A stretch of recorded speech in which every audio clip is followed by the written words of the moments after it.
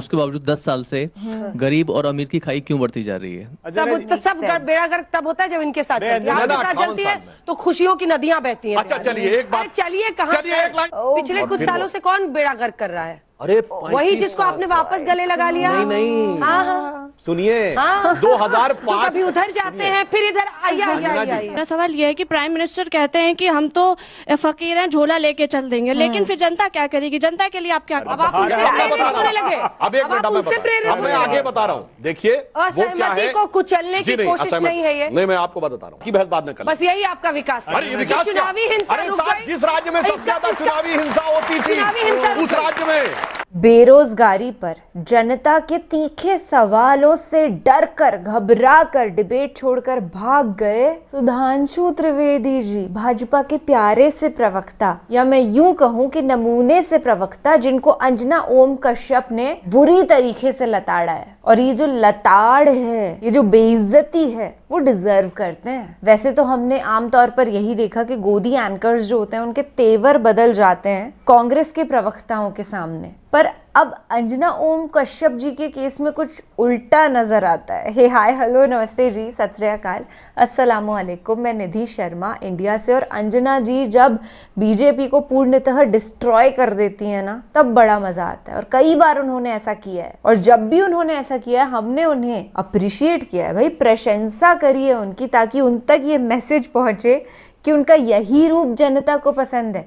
वो दलाल वाला किसी को पसंद नहीं आता। हाँ, अंधभक्तों को पसंद आता है, पर अब वो लोग जिनके दिमाग व्हाट्सएप यूनिवर्सिटी के ज्ञान से भर चुके हैं, उनको खुश करने की क्या जरूरत है? उनके नफरती पेड़ों को पानी देने की क्या जरूरत है? देश के अंदर एक अलग ही नफरती माहौल के क्रिएटर हैं मेन स्ट्रीम मीडिया वाले। ये चाहते तो मोहब्बत का माहौल भी बना सकते थे। चलिए कोई बात नहीं, हमारे आजाद पत्रकार आज भी यूट्यूब पर जिंदा हैं, उनको हमेशा सपोर्ट करा करिए। आप जानते हैं ना कौन है वो? रवीश कुमार जी, प्रज्ञा मिश्रा जी, अभिसार शर्मा जी, साक्षी जोशी जी, और भी ढेर सारे सच्चे पत्रकार हैं जिनके जर्नलिज्म को हमें सपोर्ट करना चाहिए, क्योंकि वही हम तक सच्ची खबरें पहुंचाते हैं। खैर, अंजना जी को ढेर सारा प्यार मैं देना चाहूंगी सच को सपोर्ट करने के लिए, वाकई में हल्ला बोलने के लिए, ऐसे झूठे और नमूने स्पोक्स पर्सन पर। चलिए बीजेपी की इंसल्ट होते, उसे रोस्ट होते देख लेते हैं, उसके बाद आपसी वार्तालाप को कंटिन्यू करेंगे। और ये ना सामूहिक वाला रोस्ट, ऐसे पूरी पब्लिक मिलकर के मजे लेने वाली है बीजेपी के स्पोक्स पर्सन के, तो मजा इस वीडियो को देखने का तिगुना होने वाला है। इसका मतलब कहीं अगर इसमें से आप मान लें कि 2/3 भी नए बने हैं, तो इसका मतलब ये तो बिल्कुल नए आए ना। जब एम्प्लॉय बना तब उसने अपना ईपीएफ कटाया और उसी में किसी ने ईपीएफ डाला, ये सारी बात हवा में थोड़ी हो रही है। मैनेजमेंट वाले कितने छात्र हैं? अब आप लोग अपने सवाल इस पर पूछ सकते हैं, क्योंकि बात और एक लाइन और कह दूं, इन्होंने धन कुबेर की बात कही तो सारे देश ने अभी चुनाव में देखा है, 7 समुंदर पार से बैठे हुए एक धन कुबेर जॉर्ज सोरोस ने कहा मैंने $1 बिलियन रखा है मोदी जी की सरकार गिराने के लिए। धन कुबेर किसके साथ खड़े विदेश वाले आज तक पता है। बात दूर पहुंच गई है, 7 समंदर पार जॉर्ज सोरोस आ गए हैं। बात निकली है तो दूर तलक जानी चाहिए। लेके चलिए। एबी की चीफ भी थी उसमें, जिस कार्यक्रम में प्रधानमंत्री जी थे। क्या आरोप है उस पर? उसने खुद ने कहा कि 2020 में ये बात सामने आई थी कि अडानी की कंपनी में, आप लोग आइएगा, अडानी की कंपनी में 13 जो फॉरेन इन्वेस्टमेंट पोर्टफोलियो थे, उन लोगों ने वो ओपेक स्ट्रक्चर के थे। उसमें ये बात सामने आई कि उन स्ट्रक्चर्स का पता नहीं था कि किन की कंपनियां हैं वो। और आरोप ये लग रहे थे कि अडानी जी के भाई विनोद अडानी और चांग चुंग लिंग, एक ताइवान का आदमी जो चाइनीज नागरिक है, वो इन्वेस्टमेंट कर रहा था और स्टॉक मैनिपुलेशन हुआ। ये बात उस रिपोर्ट में आई थी, तो विदेश तक बात गई है तो दूर तक लग जाएगी। देश को गंभीरता से इस बात पर विचार करना चाहिए, क्या रोजगार के, नौकरियों के अवसर आप लोगों के पास है? क्योंकि जो बैकबोन हिंदुस्तान की वो प्रधानमंत्री जी ने तोड़ दी है। 60 लाख एमएसएमई तो परमानेंट रूप से बंद हो गए थे जिस समय इन्होंने नोटबंदी का ऐलान कर दिया था। रातों रात आए प्रधानमंत्री जी और बताइए ना, आज प्रधानमंत्री जी से पूछना चाहता हूं, जब डिजिटल इंडिया की बात करते हैं तो कैश इन सर्कुलेशन इतना क्यों बढ़ गया? आप कहते थे काउंटरफिट करेंसी बंद हो जाएगी, बताइए ना काउंटरफिट करेंसी क्यों बढ़ गई प्रधानमंत्री जी? इनके जवाब इनके पास नहीं है, देश के लोगों के पास के जवाब देने के लिए नहीं है। कुछ धन्ना सेठ हिंदुस्तान के सिर्फ अकूट संपदा कमा रहे हैं, इसलिए हमारे पास ये रिपोर्ट सामने आती कि देश के 5% लोगों के पास 60% संसाधन पहुंच गए। अब कुछ सवाल ले लेते हैं। 83% लोगों की आमदनी कम हो गई, 12 करोड़ विकास लोगों कदम ने बढ़ती है, रोजगार लेकिन से उसके बावजूद 10 साल से गरीब और अमीर की खाई क्यों बढ़ती जा रही है? जवाब दीजिए, जवाब दीजिए। फैक्ट ऑफ द मैटर है कि हमने 29 करोड़ लोगों को एक्सट्रीम पॉवर्टी से बाहर निकाला है। अगर गरीब और अमीर की खाई बढ़ रही है तो 84 करोड़ लोगों के पास इंटरनेट कनेक्शन कहां से मेरे भाई? 14 करोड़ से अगर किसी के पास इंटरनेट कनेक्शन है तो इसका मतलब उसकी वो स्थिति हुई है कि वो इंटरनेट रख सकता है, इसका मतलब एक्सट्रीम पॉवर्टी से बाहर है। पहले 14 करोड़ थे। मेरा सवाल बीजेपी से, मेरा सवाल यह है कि प्राइम मिनिस्टर कहते हैं कि हम तो फकीर हैं, झोला लेके चल देंगे, लेकिन फिर जनता क्या करेगी? जनता के लिए आप क्या करना चाह रहे हैं? जनता को आप नौकरी कैसे देना चाह रहे हैं? आप कहते हैं आपके अकाउंट में 1.5 करोड़ जाएगा, वो आज तक जनता के अभी तक भी नहीं आया। वो आप सिर्फ गरीब का वो करके फिर आप आगे बढ़ जाते हैं। आपको सिर्फ जीतना है, इसलिए आप गरीब को ऊपर रखते हैं, फिर आप छोड़ देते हैं गरीब को। मेरा सवाल आप दोनों से है। मेरा सवाल आप दोनों से है, जब चुनाव रहते हैं तभी सारी योजना, तभी सारे नौकरी के फॉर्म क्यों निकलते हैं? उसके पहले क्यों नहीं निकलते? मेरा सवाल बीजेपी से है। जब आप बोल रहे हो कि जो गरीबी है वो घटती जा रही है, तो फिर राशन क्यों बांट रहे हो आप इतने सारे? एग्जैक्टली। हाँ, ये भी आपने बहुत अच्छा सवाल किया है। देखिए, प्रधानमंत्री जी ने बहुत स्पष्ट कहा कि जो लोग एक्सट्रीम पॉवर्टी से निकले हैं तो उनकी मूलभूत आवश्यकताएं हमें इसलिए संभाल के रखनी कि कहीं वो स्लिप करके दोबारा न चले जाए। इसीलिए मैंने कहा अगर 80 करोड़ लोगों को राशन मिल रहा है, चलेगा या अनंत चलेगा? अब बता रहा हूं, अभी कुछ साल 80 करोड़ लोगों को अगर राशन मिल रहा है तो 84 करोड़ के पास इंटरनेट है, इसीलिए। वरना 60 हटा दीजिए तो भी 24 करोड़ तो ऐसे है ना। अगर आप ये 60 भी मान लें, वैसे वो 60 नहीं होगी फिगर क्योंकि उसमें 20 करोड़ के आसपास बच्चे भी होंगे, तो अगर आप ये माने तो 40 करोड़ ऐसे हैं जिनको अगर राशन न मिल रहा होता तो उनके हाथ में इंटरनेट नहीं होता। इसलिए ये एक सार्वभौमिक प्रगति के लिए यह प्रयास किया गया है। सवाल बीजेपी के प्रवक्ताओं से है कि आपने कहा कि 10 सालों में मोदी सरकार ने बहुत सारा विकास किया, फिर बेरोजगारी दर क्यों बढ़ रही है? मैं बिहार से आता हूँ, वहाँ पे बेरोजगार लड़कों की संख्या बहुत ज्यादा है, अभी भी ट्रेन से ट्रेवल करते हैं, तो बेरोजगारी दर ज्यादा क्यों? उसकी चोट तो इनको लगी है लोकसभा में। बेरोजगारी दर इस समय 4.75% है, जो पिछले 5 साल में सबसे कम है। और जो आपने बिहार की बात कही, बिल्कुल सही बात है।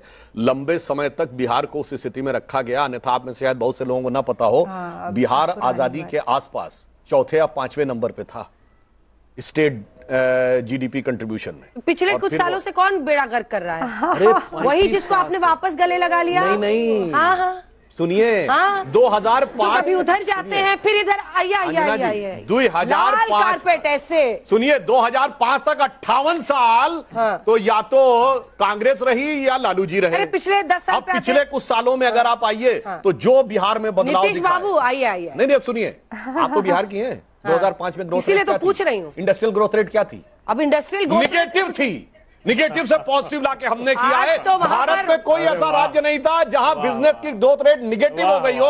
लालू प्रसाद यादव के शासनकाल में निगेटिव थी और इनके समर्थन से सरकार चल रही थी। अंजना जी, लालू यादव जी की सब बेड़ा गर्क तब होता है जब इनके साथ चलती है। आपके साथ चलती है तो खुशियों की नदियां बहती हैं। अच्छा, चलिए एक बात, चलिए एक लाइन बोलता हूं। बिहार में चुनावी हिंसा होती थी कि नहीं? बोलिए।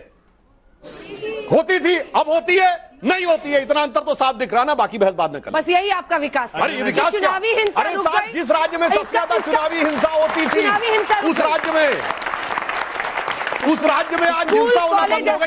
अंजना जी, इसमें बहस की गुंजाइश नहीं है, इसमें प्रॉब्लम हो गई। इसमें बहस की गुंजाइश नहीं है, सबको पता है चुनावी हिंसा होती थी, आज नहीं हो रही। का महंगाई पर बड़ा व्याख्यान दे रहे थे भाई साहब। 400 रुपए का सिलेंडर 1000 रुपए के पार हुआ। 60-70 रुपए का तेल 200 रुपए के पार कैसे हो गया? प्रधानमंत्री जी का लाल किले की प्राचीर से पहला भाषण सुनना, किसान भाइयों ऑयल सीड्स का प्रोडक्शन खूब करिए, मैं चाहता हूं इंडिजीनियस तेल का प्रोडक्शन हो। प्रधानमंत्री जी, ऑयल सीड्स का प्रोडक्शन तो 26% बढ़ गया, लेकिन इंडिजीनियस तेल का प्रोडक्शन बढ़ा क्या? क्यों? क्योंकि मित्र लोग कूद गए तेल के धंधे में। तो इस मोनोपोली को नहीं तोड़ेंगे तो आपके रोजगार, मोनोपोली से एक नेक्सेस बन रहा है, इन्फ्लेशन बढ़ रहा है उनका कहना, और ये सच है ना। पहला दाल ने डबल सेंचुरी लगाई, पेट्रोल ने सेंचुरी लगाई। सुनिए, मोदी जी 1,65,000 से बनारस जीते, वो तो हार के बराबर था। और अखिलेश यादव, वीडियो को पूरा जरूर देखकर जाइए। अभी और आगे जनता के सवालों से सुधांशु त्रिवेदी परेशान होने वाले हैं, साथ ही साथ अंजना ओम कश्यप भी आगे और तीखे सवाल सुधांशु त्रिवेदी से करने वाली हैं, जिस तरीके से अब तक करती आई हैं। तो पूरी डिबेट देखकर जाइए, डिबेट बहुत अच्छी होने वाली है। सरकार में आइए अडानी जी, अब आप आइए। सबसे बड़ा अगर माइंस का कॉन्ट्रैक्ट मिला है तो भूपेश बघेल की सरकार में 11,000 करोड़ रुपए का छत्तीसगढ़ में। आइए अडानी जी। मैं बिहार से हूँ। आपने सर बिहार पे बोला कि बिहार को मैंने बदला है सर, जहाँ पूरे देश में कि बच्चे स्नातक की डिग्री 3 साल में करते हैं, वहीं बिहार के बच्चे 6 साल में करते हैं। और आपकी सरकार बिहार में 20 साल से है। क्या बिहार के साथ पक्षपात करने के लिए आप कसम? जवाब दीजिए जल्दी से। देखिए महोदय, आपको याद है उससे पहले बिहार में अब 6 साल में डिग्री नहीं होती, एक दौर में 10-10, 12-12 साल। ये इनकी जनरेशन के सारे लोग दिल्ली इसलिए आते थे कि बिहार में तो पता ही नहीं रहता था कि कब होगा। और तो और सुनिए, जल्दी जल्दी। अरे साहब, पढ़ाई तो छोड़िए, जान जहमत में रहती थी कि जिंदा रह पाएंगे नहीं, ये अब जद्दोजहद होती थी बिहार में। देश में रेप के केस बढ़ते जा रहे हैं, तो एक शोध में पता चला है कि जो रेप के केस बढ़ रहे हैं उसमें कारण कहीं ना कहीं अश्लील कंटेंट कंज्यूम करना है। तो इंडिया ऑलमोस्ट टॉप पे है अश्लील कंटेंट कंज्यूम करने में। तो सरकार इसको लेकर क्यों नहीं कोई कानून बनाती और विपक्ष ऐसे मुद्दे क्यों नहीं उठाता? ये बच्चे ने बहुत सही बात कही है। आपको बात बताएं, जो पुलिस वालों से पूछिएगा कि इस तरह के जो लोग पकड़े जा रहे हैं उनमें 2 चीजें बहुत कॉमन है। एक तो लोग नशे के गहरे आदी हैं, और दूसरा इस ढंग का अश्लील कंटेंट उनके उसमें बहुत मिलता है। मगर अफसोस की बात यह है कि शराब पीने को भी ग्लोरीफाई किया जाता है। और याद करिए, हमारी सरकार ने आके पहले ही 6 महीने में जब अश्लील कंटेंट रोकने की कोशिश की थी, इन वेबसाइट पर रोक लगाया था, तो इन लोगों ने कहा था अच्छे दिन नहीं आए, अच्छी रातें भी खत्म करना चाहते हैं। ये वो लोग थे, ये वो लोग थे। बताइए विरोध किया था कि नहीं? हमने कहा था बिल्कुल ये रोकना चाहिए। इसलिए मैं इस बात पे कहना चाहता हूं, किसने कहा था? अरे टीवी डिबेटों में आके इन लोगों ने मजाक उड़ाते हुए कहा था। विरोध किया था कि नहीं? बताइए। हमने अश्लील वेबसाइट पर रोक लगाई थी। मैं कहता हूं कोई जाके 2014 की डिबेटें निकाल के देख ले। ये लोग बहस कर रहे थे कि नहीं, अभिव्यक्ति की स्वतंत्रता है, ये तो व्यक्ति को चयन करने को होना चाहिए। अगर ऐसे तो ड्रग्स भी खोल दीजिए। कौन कंटेंट पर उनका क्या? अरे टेलीविजन की डिबेट तो छोड़िए साहब, किसी ने नहीं देखा होगा, लेकिन कर्नाटका की विधानसभा में हमने देखा भारतीय जनता पार्टी के विधायक अश्लील कंटेंट देखते हुए। सुधांशु त्रिवेदी जी, शर्म नहीं आया आप लोगों को ये आरोप लगाते हुए? मैं पूछना चाहता हूं, आज हिंदुस्तान में इतनी बड़ी मात्रा में ड्रग्स कैसे आने लगा? कौन से देश से आने लगा बताइए? मुद्रा पोर्ट की मैं सच्चाई बताना चाहता हूं आपको। 23,000 करोड़ रुपए का कंटेंट पर एक बार वापस आते हैं। पोर्न कंटेंट पर कांग्रेस पार्टी का क्या? कांग्रेस पार्टी का तो स्पष्ट मानना है कि ये पोर्न, और वो अभी इन वर्षों में, बीते 10 वर्षों में कितने अधिक बढ़ गए, ये सब बच्चे जानते हैं। इस बात को पूछ रही हूं सर। हमारा वैसे प्ले बॉय में राजीव गांधी और नेहरू जी दोनों का इंटरव्यू है प्ले बॉय मैगजीन में, होना चाहिए। और दूसरा नशे से याद करके देख लीजिए। दूसरी बात जो उसी कैटेगरी की मानी जाती है, मैं सुन नहीं पाया क्या बोला, लेकिन मैं भी नहीं सुन पाई। क्या कहा आपने? प्ले बॉय मैगजीन में राजीव गांधी का भी इंटरव्यू था और नेहरू जी का भी इंटरव्यू था। कोई जाके चेक कर ले, जो उस कैटेगरी की मैगजीन मानी। इसका क्या मतलब? मैंने तो, अरे इसका क्या मतलब? उस ढंग की मैगजीन में क्यों दिया इंटरव्यू भाई? भारत का प्रधानमंत्री इंटरव्यू दे रहा है प्ले बॉय जैसी मैगजीन में। प्रधानमंत्री यौन शोषण के आरोपियों को प्रोटेक्ट कर रहा है आज की तारीख में, और आप हमको ज्ञान बांट रहे हैं। मुझे बताइए, मुद्रा पोर्ट पर 21,000 करोड़ रुपए का ड्रग्स पकड़ाया था कि नहीं पकड़ाया था? और किसने पकड़ा था? और उस एजेंसी ने कहा कि सेमी टेलकम पाउडर के नाम से अफगानिस्तान से ये आता है। और उस एजेंसी ने यह भी कहा कि 2 महीने पहले 2.25 लाख करोड़ रुपए का ड्रग्स सेमी टेलकम पाउडर से अफगानिस्तान से आया हुआ यहां से गायब हो गया। बताइए किस पर कार्रवाई की? अब 3-4 सवाल ले रहे हैं, छोटा-छोटा सवाल। नमस्ते सर, मेरा सवाल सुधांशु त्रिवेदी जी से है। अब आप रुक जाइए। सर, अभी आपने डिजिटल इंडिया की बात की, इंटरनेट की बात की। अभी हाल ही में एक यूपी गवर्नमेंट के द्वारा सर सोशल मीडिया एक्ट पास हुआ है, जिसके अंतर्गत सर जहां तक मैंने पढ़ा है कि अगर आप सरकार के स्कीम्स को प्रमोट करते हैं, प्रचार प्रसार करते हैं, तो उसमें आपको पे चेक्स दिए जा रहे हैं। वहीं अगर दूसरी तरफ आप उनके फैसलों का विरोध करते हैं, असहमति व्यक्त करते हैं, तो इसके लिए दंड का प्रावधान है। सर, आपको नहीं लगता कि ये हमारी आजादी की, अभिव्यक्ति की आजादी के खिलाफ एक तीखा प्रहार है सर? वैसे आपके संज्ञान के लिए बता दूं, अभी हाल ही में ऐसा नहीं हुआ। इससे पहले पंजाब की सरकार भी कर चुकी है और कांग्रेस के समय में राजस्थान की सरकार भी। अब आप उनसे प्रेरित होने लगे। अब एक मिनट मैं आगे बता रहा हूं। देखिए वो क्या है, को कुचलने की कोशिश नहीं है ये। नहीं, मैं आपको बता रहा हूं। ये वैसे सब गुण गाते रहे बैठ के। पूरी बात सुनिए भाई। आपका टीवी चैनल है, एडवर्टीजमेंट लेता है कि नहीं लेता है? सरकारों से लेता है ना advertisement. Now social media is getting established. तो अगर उनको भी वो सरकार का कोई एडवर्टीजमेंट चलाएंगे या एडवर्टोरियल भी चलता है, आपको ध्यान हो आर्टिकल लिखा रहता, कोने में लिखा रहता एडवर्टोरियल, तो उस ढंग से सरकार उसका पेमेंट करेगी। इसमें कौन सी ऐसी खास बात है? केवल इसलिए कि अभी तक सोशल मीडिया को उस कैटेगरी से देखा नहीं जाता। खिलाफ बोले उसको, अब जेल में खिलाफ की बात है। एक मिनट, नमक रोटी की रिपोर्ट बता दी पत्रकार ने डिजिटल प्लेटफॉर्म पर, तो जेल भेज दिया उसको। बोलने दीजिए। एक मिनट सर, चूंकि जैसे सिंपल सी बात है, प्रिंट मीडिया और इलेक्ट्रॉनिक में भी ये होता है। हाँ। अगर कोई आपने ऐसा कंटेंट किया, आप कई बार कहती ना चैनल इसकी जिम्मेदारी नहीं लेता। अब अगर कोई चीज पब्लिकली दिखा रहा तो जिम्मेदारी लेनी पड़ेगी। ये हवा में नहीं चलेगा कि हमने जो मनाया उल्टा सीधा दिखा दिया, भड़का दिया, चाहे ऑडिटेड एडिटेड दिखा दिया। अभी अमित शाह जी का एडिटेड वीडियो दिखाएगा कि नहीं? सरासर झूठ। और उसके बाद उसको भी तेलंगाना कांग्रेस ने रिट्वीट किया। आखिर में सुप्रीम कोर्ट से फटकार पड़ी कि आपने अंदर बाहर का डिस्कनेक्ट करके दिखा दिया। अमित शाह जी अपने मुंह से बोल रहे हैं कि हम आरक्षण को हटाना चाहते हैं और उसको वो कर रहे हैं। इसलिए जिम्मेदारी भी होगी, और जैसे जो प्रिंट और इलेक्ट्रॉनिक पर रूल लागू होते हैं। मेरा सवाल सुधांशु जी से है। 2019 में आपके पास सिंगल मेजॉरिटी थी, उस समय आप पॉर्न कॉन्टेंट्स को बैन कर सकते थे, उसके लिए आप कोई भी बिल पास करके बैन कर सकते थे, उसमें आप अभी तक चूक रह गई क्यों? हमारी पुराने अच्छे दिन याद दिला रहा है 303 वाले। नहीं, हमारी सरकार आने के बाद हमने बहुत सारी चीजों को बैन किया था, और जब हमने बैन करने का प्रयास किया, आप याद करिए ओटीटी प्लेटफॉर्म के ऊपर जब बात की, सब आके चिल्लाने के लिए खड़े हो जाते थे, अभिव्यक्ति की स्वतंत्रता। तो हम बता रहे हैं हमारी सरकार ने स्टैंड लिया। ओटीटी पर भी बहुत ऐसी चीजें आ रही। हमारा कहना है कि जैसे एडिटर्स गिल्ड है, जैसे प्रेस काउंसिल है, आप ऐसी कोई व्यवस्था बनाइए ताकि इन चीजों पर नियंत्रण बनाया जा सके। यदि स्वयं ये लोग नहीं बनाएंगे तब देखा जाएगा, तब सरकार अपने ऐसे थोड़ी मौन रखेगी। ये पॉर्न विद इन इंडिया की बात नहीं हो रही है, आउटसाइड इंटरनेशनल। इसीलिए मैं कह रहा हूं सारी चीजों के बारे में एडिटर्स गिल्ड ऑफ इंडिया क्या करेगा? नहीं, इसलिए मैं कह रहा हूं कि जिस ढंग की आप वीडियो अच्छी लगी हो तो इसको लाइक करें। वीडियो में आपने देखा किस तरीके से आज जनता ने भी तीखे सवाल पूछे, और साथ ही साथ अंजना ओम कश्यप ने भी बीजेपी की प्रवक्ता की धज्जियां उड़ाकर रख दी। आपको ये देखकर कैसा लगा? अपनी राय जरूर दीजिए। अगर आप भी गोदी मीडिया का विरोध करते हैं तो हमारे चैनल YST न्यूज को अभी सब्सक्राइब कीजिए। और बीजेपी यही जो कंगना रनौत 2 दिन पहले कहे थे जो किसान आंदोलन में रेप हो रहे थे, तो क्या बीजेपी इस तरह से देखती है जो किसान आंदोलन में रेप होते हैं? जवाब दीजिए। पार्टी ने उस पर स्पष्ट कर दिया है, ना वो पार्टी का मत है, ना कंगना जी उस विषय पे अधिकृत। तो इन्होंने आपने कहा डिबेटों में कि खालिस्तानी क्वेश्चन है दोनों पार्टी। नहीं, उस समय आपके सांसद रणवीर सिंह बिट्टू ने कहा था, जो हमारे साथ है, उन्होंने बोला था। अब आप सर, मेरे पहले तो मैनेजमेंट का स्टूडेंट हूँ, 2 क्वेश्चन है, शांतिपूर्वक सुनिए, दोनों प्रवक्ताओं से हैं।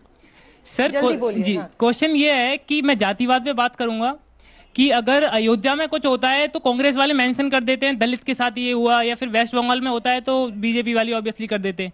बट मेन ये जातिवाद का जो खेल चलता है, इसमें मैं तो ये कहता हूं कि इसे किस तरह से लिया जा रहा है। सबसे ज्यादा जो यूथ के लिए जातिवाद बैठाया है वो तो आरक्षण दे के बैठाया हुआ है। सर, इसका यूथ कब तक फेस करता रहेगा?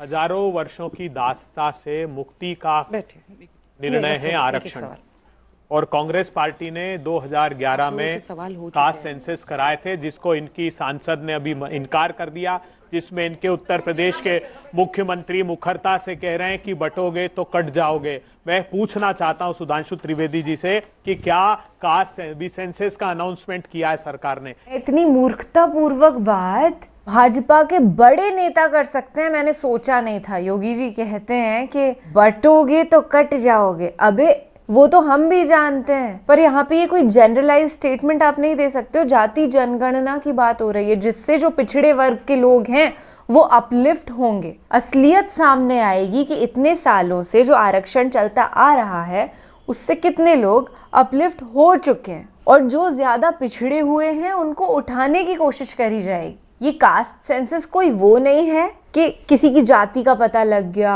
अब उसको मजाक उड़ाया जाएगा कि अरे आप तो ब्राह्मण हैं, आप तो राजपूत हैं, आप तो दलित हैं, आप तो शेड्यूल्ड कास्ट है। कौन से जमाने में जी रहे हैं यार ये। और बीजेपी के स्पोक्स पर्सन भी इस पर कुछ कहते नहीं है, शायद उनको भी नॉलेज नहीं होगी। जैसे कंगना रनौत आकर के ऐसी उल्टी सीधी बातें कर देती है। भाजपा से ही है ना वो। These people are crazy. हमारे अन्नदाताओं को देशद्रोही औरत मैं कहूंगी, उसने कहा कि वो आतंकवादी है, खालिस्तानी है, रेप हो रहे हैं। और जहां पर रेप हो रहा है असलियत में, आप वहां की तो कभी बात करिएगा मत। पॉर्न वीडियोस पर भी एक बहुत ही स्ट्रॉन्ग मुद्दा इस इंटरव्यू में, इस डिबेट में उठाया गया। बहुत अच्छी बात है, हमें बात करनी चाहिए इस बेहद गंभीर विषय पर। मेरी राय ये है कि जितना भी क्रिमिनल वाला एक्सट्रीम कंटेंट है उसको तो पूर्णतः बैन कर दो।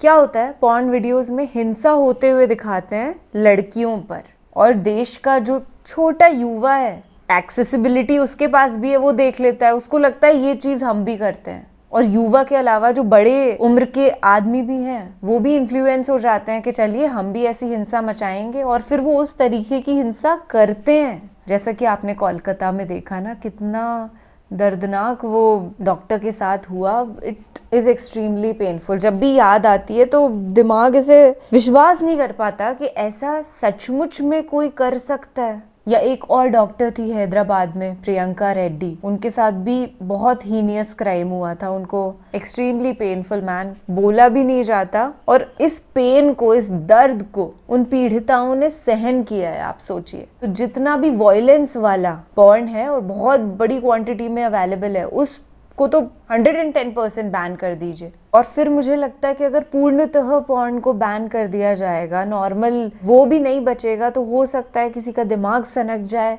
जिसे रोज देखने की आदत है, उसे देखने ना मिले तो वो सड़क पर बलात्कार करने निकल पड़े। और लैक ऑफ एजुकेशन इसका सबसे बड़ा कारण है कि हमारी संस्कृति कुछ इस तरीके से बना दी गई है कि खुलकर के बातचीत तो होती ही नहीं है ना, कभी सब मन में दबाए चल रहे हैं, और फिर एक दिन वो फटता है बुरी तरीके से, और फटता है तो कोई मासूम कुचल जाता है उसमें। संस्कृति का ही हिस्सा होना चाहिए था कि हम खुल कर के इन टॉपिक्स पर बात करें और साथ मिलकर के एजुकेट हों, मोलेस्ट नहीं। और सुधांशु त्रिवेदी की तो मैं क्या ही तारीफें करूँ, कोई बोलने का ढंग नहीं, लिहाज तमीज़ नहीं, बस चिल्ला चिल्ला करके अपनी बात को रखना है, दूसरे की तो सुननी ही नहीं है। रखना क्या है, थोपना है बातों को। आपकी क्या राय है जाति जनगणना पर या पॉर्न पर, प्लीज कमेंट सेक्शन में जरूर बताइएगा। और फिलहाल के लिए मैं आपसे लेती हूँ इजाजत। ख्याल रखिएगा अपना और अपने सभी घर वालों का, खुश रहिएगा, महफूज रहिएगा, अच्छे काम करिएगा और सच का साथ ऐसे ही देते रहना। तो सत्यमेव जयते। जय हिंद।